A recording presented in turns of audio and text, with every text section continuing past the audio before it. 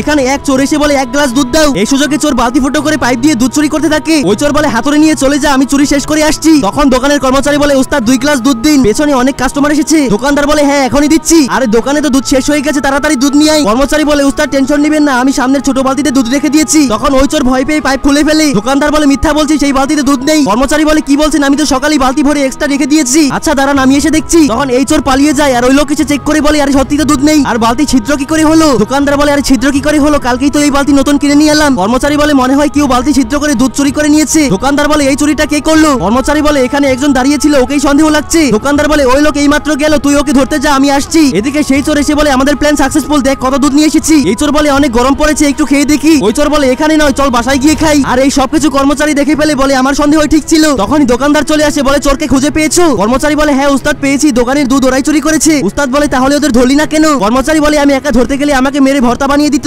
উস্তাদ বলে আচ্ছা চল দুইজনে গিয়ে চোরগুলোকে ধরি। এদিকে সেই চোর দুইটা বসে বসে দুধ খাচ্ছিল, আর পেছন দিয়ে কর্মচারী বলে দেখুন মালিক, চোর দুইটা বসে বসে দুধ খাচ্ছে। তারপর দোকানদার তাদের এসে ধরে ফেলে আর বলে আমার দোকান থেকে দুধ চুরি করে এনেছে। এই চোর বলে বসুন ভাই, আপনাদের সেবা করি। দোকানদার বলে তোরা আমাদের কি সেবা করবি, আমরা এখন তোদের সেবা করব। এটা বলে চোর বলে মারতে শুরু করে।